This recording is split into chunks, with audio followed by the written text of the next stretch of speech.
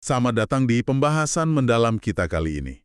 Kita sering terpesona gitu ya sama karya para jenius kan? Iya banget. Kagum gitu ya. Tapi pernah nggak Anda berhenti sejenak dan berpikir, siapa sebenarnya yang menjaga api warisan mereka tetap nyala setelah mereka, ya, tiada? Gimana sebuah reputasi besar itu dibentuk, dan yang penting juga, dipertahankan. Itu pertanyaan mendasar loh. Seringkali kita fokus pada sang individu, tapi warisan, terutama warisan jenius, jarang sekali tercipta atau bertahan dalam ruang hampa. Ada seluruh ekosistem di sekitarnya. Dan seringkali orang-orang terdekat inilah yang jadi arsitek utama narasi yang kita terima. Tepat. Dan untuk membongkar lapisan-lapisan ini, kita bakal nyelami bab 12 dari buku The Genius Myth, karya Helen Lewis. Judulnya aja udah kena banget. Keepers of the Flame, atau Penjaga Api. Penjaga api ya. Misi kita di sini, itu mengungkap peran krusial. Kadang nggak kelihatan. Dari orang-orang ini, pasangan, keluarga, teman, dalam mengukuhkan, bahkan kadang membentuk ulang citra seorang jenius. Jadi, siapa sih yang bikin jenius jadi ikon, dan siapa yang mastiin mereka tetap jadi ikon? Mari kita telusuri. Istilah penjaga api itu sendiri kuat banget ya. Mereka bukan sekedar penjaga pasif, tapi lebih kayak kurator aktif. Oh, jadi mereka milih-milih gitu ya? Betul. Mereka memilih cerita mana yang diangkat, mana yang mungkin diredam sedikit. Fokus kita dalam diskusi ini adalah gimana warisan itu dikelola, dan seperti yang akan kita lihat nanti, peran ini seringkali jatuh ke tangan pasangan atau anggota keluarga. Pengorbanan dan strategi mereka itu, membentuk cara kita mandang para jenius ini. Oke, kisah klasik yang langsung muncul dari sumber ini bawa kita ke Rusia abad ke-19. Kehidupan Sofia Tolstaya, istri penulis legendaris Leo Tolstoy. Bisa Anda bayangin kehidupan di Yasnaya Poliana?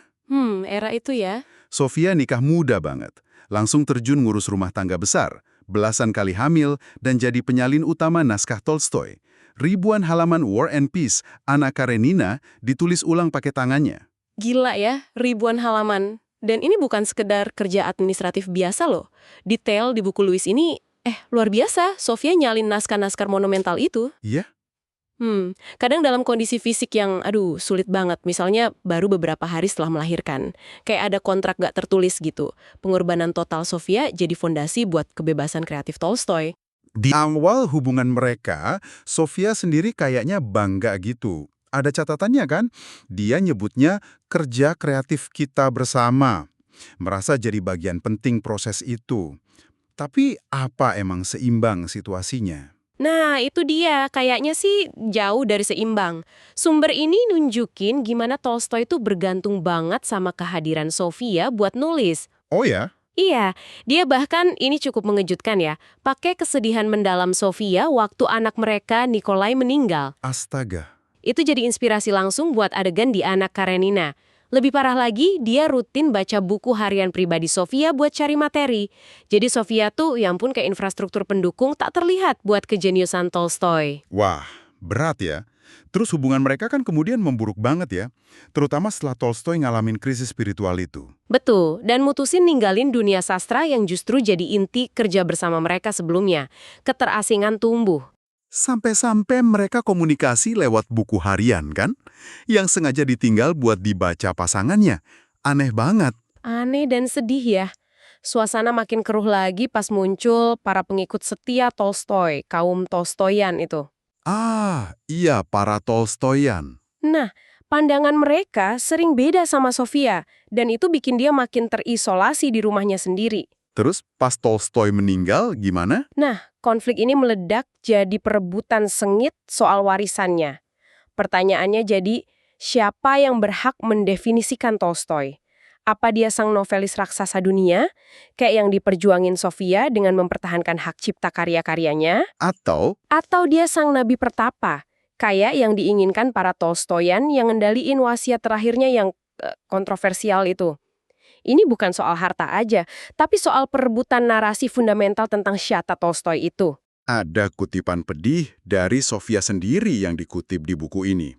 Saya telah melayani seorang jenius selama hampir 40 tahun. Itu rasanya kayak, potensi dirinya sendiri terkubur gitu ya, di bawah bayang-bayang suaminya. Betul. Dan ini ngajak kita refleksi juga buat Anda, Pengorbanan sebesar itu, apa bisa dibenarkan demi seni? Sebagai penikmat karya-karya besar, apa kita punya tanggung jawab moral buat mikirin harga yang mungkin dibayar orang di balik layar? Kisah Sofia Tolstaya ini pengingat kuat soal kompleksitas dan sisi gelap di balik mitos kejeniusan. Pengorbanan semacam ini ternyata bukan cuma di dunia sastra ya. Kalau kita lompat ke dunia seni rupa Amerika abad ke-20, kita nemu dinamika yang mirip, walau mungkin nuansanya beda, pada pasangan seniman Lee Krasner dan Jackson Pollock. Krasner dan Pollock. Iya ya. Ada foto ikonik tahun 1950, The Irascible 18, isinya seniman abstrak ekspresionis, gitu. Gaya seni yang fokus ke ekspresi emosi non-representasional, pakai sapuan kuas energik, gitu kan? Nah, ironisnya, Lee Krasner, seniman berbakat yang juga bagian dari lingkaran itu, ikut protes sebelumnya, malah nggak masuk foto inti itu. Padahal banyak saksi mata dan sejarawan seni sekarang bilang tanpa Krasner, Pollock mungkin nggak akan jadi legenda kayak sekarang. Beneran. Iya, buku ini ngutip keponakan Krasner, Ronnie Stein, yang ngomong terus terang. Tanpa Lee, Pollock mungkin nggak akan mampu berkarya. Dia mungkin udah mati karena mabuk di Greenwich Village. Ini nunjukin kontras tajam, bakat Krasner sendiri yang harus ngadepin alkoholisme parah dan ketergantungan emosional Pollock. Pengorbanan Krasner tuh kelihatan banget ya. Demi dukung karir Pollock yang butuh ruang gede, mereka pindah ke Long Island. Iya, ke Springs itu ya. Pollock dapat gudang luas, bisa bikin kanvas raksasa yang terkenal itu.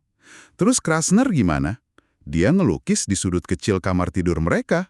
Hasilnya seri karya yang namanya Little Image. Ironis banget namanya. Banget. Kontras ruang kerja aja udah simbolis banget. Iya kan? Sangat simbolis. Bahkan banyak teman mereka waktu itu ngira Krasner udah berhenti ngelukis sama sekali. Oh, sampai segitunya? Iya.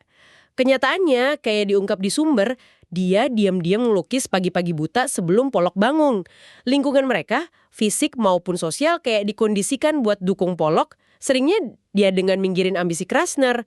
Ini nunjukin gimana peran penjaga api bisa mulai jauh sebelum si jenius meninggal dengan nyediain fondasi biar dia bisa bersinar. Menariknya, seiring Pollock makin terkenal, masuk majalah Life, pameran di Venice Biennale, Krasner juga mulai pelan-pelan ngerebut ruangnya lagi. Dia belajar nyetir, mulai pameran lagi. Ada pergerakan ya dari Krasner. Tapi terus, tragedi. Pollock tewas kecelakaan mobil pas nyetir mabuk. Seketika, Krasner warisin semuanya. Rumah, studio, dan semua karya Pollock yang nilainya tinggi banget. Nah, di titik inilah Krasner berubah jadi penjaga api dalam arti sesungguhnya. Kritikus seni terkenal, Harold Rosenberg, bahkan sampai bikin istilah janda seni atau art widow buat ngegambarin peran barunya ini. Janda seni ya? Apa yang Krasner lakuin setelah Pollock meninggal tuh, wah, luar biasa. Dia main peran ganda. Satu sisi dia hati-hati banget dan strategis ngelola warisan Pollock. Mastiin reputasinya kejaga dan nilai pasarnya naik terus. Sisi lain, dia pakai kesempatan itu buat akhirnya fokus penuh ke karir seninya sendiri yang ternyata juga signifikan banget. Tapi nggak ada ketegangan gitu, ngurus warisan Pollock yang dominan banget, apa nggak malah nutupin usahanya sendiri buat diakui? Itu pertanyaan bagus banget. Emang ada ironi di situ. Meski Krasner sekarang diakui sebagai seniman penting, coba lihat pasar seni. Lukisan Pollock bisa laku ratusan juta dolar. Rekor lelang Krasner tahun 2019 itu rekor buat seniman wanita waktu itu. Cuma 11 juta dolar. Jauh banget kan bedanya? Jauh banget. Jadi pengakuan buat Krasner sekarang ini murni karena kualitas seninya atau ada faktor lain? Mungkin dua-duanya ya. Ada apresiasi tulus buat kekuatan karya Krasner, terutama di periode akhir hidupnya.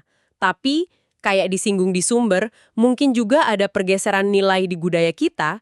Kita sekarang lebih tertarik buat menggulingkan raksasa, mempertanyakan mitos lama, dan ngangkat figur yang tadinya di pinggir. Oh, jadi kayak ada narasi baru gitu? Bisa jadi, kisah Krasner jadi studi kasus yang kaya banget tentang gimana peran penjaga api bisa melipatkan negosiasi kompleks antara ngurus warisan orang lain dan perjuangan pengakuan diri sendiri.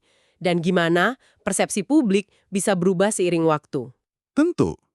Nggak cuma pasangan hidup ya yang bisa jadi penjaga api.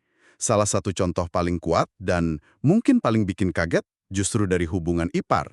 Johanna van Gogh Bonger, istrinya Theo van Gogh, adiknya Vincent van Gogh. Jo van Gogh Bonger, ini kisah luar biasa sih. Dramatis banget kan kisahnya? Banget. Bayangin deh, umur 28 tahun, Jo tiba-tiba jadi janda setelah Theo meninggal. Cuma 6 bulan setelah Vincent meninggal. Cepet banget ya jaraknya. Iya, dia ditinggalin bayi laki-laki namanya Vincent juga, sama warisan gak terduga, ratusan lukisan dan gambar karya kakak iparnya, Vincent, yang waktu itu sama sekali nggak dikenal dan dianggap nggak berharga sama dunia seni. Terus apa yang dia lakuin sama warisan nggak terduga ini? Ratusan lukisan loh. Nah, ini dia yang luar biasa. Johanna atau Jo ngambil keputusan berani banget, bukannya dijual murah atau disimpan di gudang, dia malah jadiin misinya buat bikin dunia lihat kejeniusan Vincent. Gimana caranya? Louis nyatat gimana Jo buat ngehidupin diri sama anaknya, buka rumah kos kecil, terus dinding-dinding rumah kosnya itu dipenuhin sama lukisan Van Gogh yang warnanya cerah itu, kayak galeri seni dadakan. Wah, keren. Tapi nggak cuma dipajang aja kan? Pasti ada strateginya. Tepat sekali. Apa yang Jo lakuin itu kayak masterclass dalam manajemen warisan dan bisa dibilang branding. Brandingnya. Iya.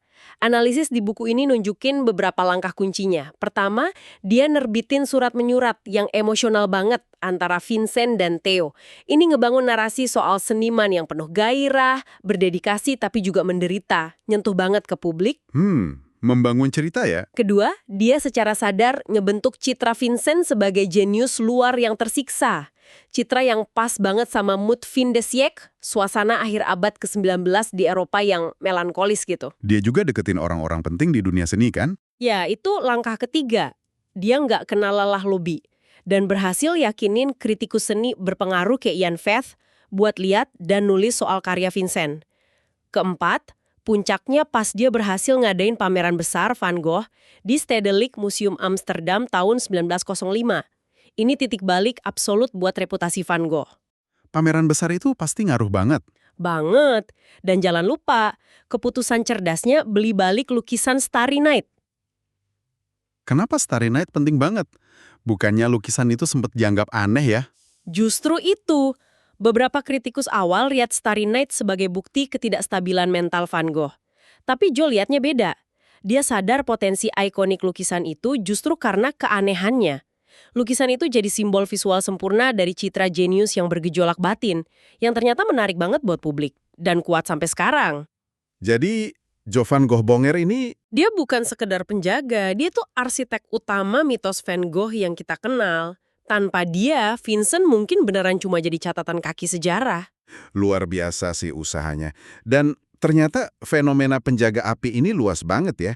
Sumber ini juga nyebutin sekilas contoh lain. Iya, ada banyak. Ada putranya John Donne yang nerbitin karya ayahnya, janda misterius Andrew Marvell, perseteruan Alexander Pope sama penerbit bajakan Curl yang malah dipakai buat naikin citranya, terus James Boswell yang bikin Samuel Johnson abadi lewat biografinya. Boswell itu klasik banget ya. Iya.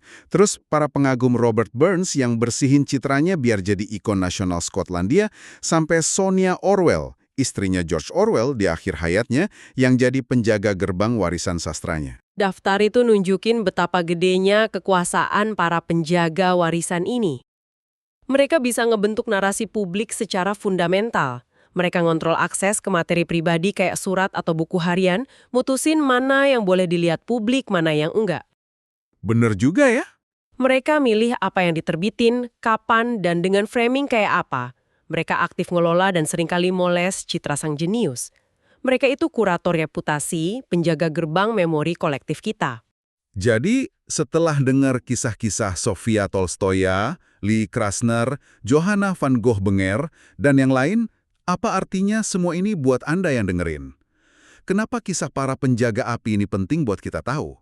Penting banget karena kisah-kisah ini secara mendasar nantang gagasan romantis soal jenius tunggal yang muncul gitu aja dari bakat murni. Mitos itu ya? Ya, mitos itu. Kisah ini ngungkap lapisan kerja keras, kolaboratif, dukungan emosional, pengorbanan pribadi, dan manajemen strategis yang seringkali nggak kelihatan dan ya harus diakui seringkali dilakuin perempuan dalam hidup jenius laki-laki yang ternyata krusial banget dalam bangun dan pertahanin reputasi besar.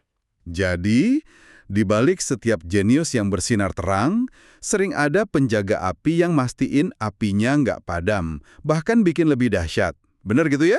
Tepat. Kalau kita rangkum polanya dari contoh tadi, ada tema pengorbanan pribadi yang berulang, terutama dari pasangan perempuan, ada pembentukan warisan yang sengaja banget dan strategis setelah kematian, ada juga kepentingan komersial yang nggak bisa diabaikan dalam menjaga merek sang jenius tetap bernilai tinggi.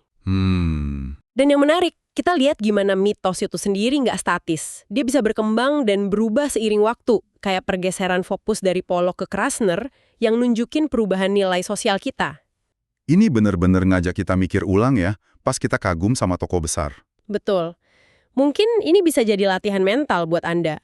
Coba pikirin tokoh terkenal dari masa lalu atau masa kini yang Anda kagumi. Siapa kira-kira yang sekarang jadi penjaga api buat warisan mereka?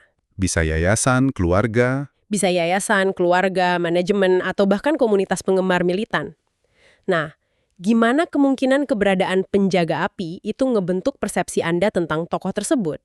Oke, jadi rangkuman dari penelusuran kita kali ini, kejeniusan atau setidaknya reputasi kejeniusan bukanlah sesuatu yang diciptakan sendirian oleh si individu.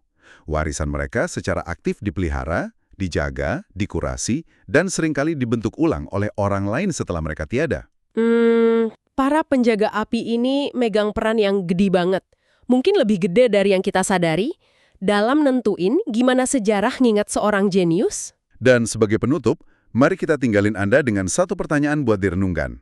Mengingat betapa sentralnya peran manajemen warisan ini dalam ngebentuk pandangan kita, mungkinkah kita benar-benar bisa kenal sosok jenius yang sebenarnya, terpisah dari narasi dan mitos yang mungkin udah dibangun dengan hati-hati banget di sekitar mereka? Pertanyaan bagus tuh. Cerita apa aja, sisi apa aja dari hidup mereka yang mungkin nggak pernah kita dengar karena si penjaga api milih buat nguburnya demi jaga citra sang jenius tetap utuh dan berkilau. Pikirkanlah.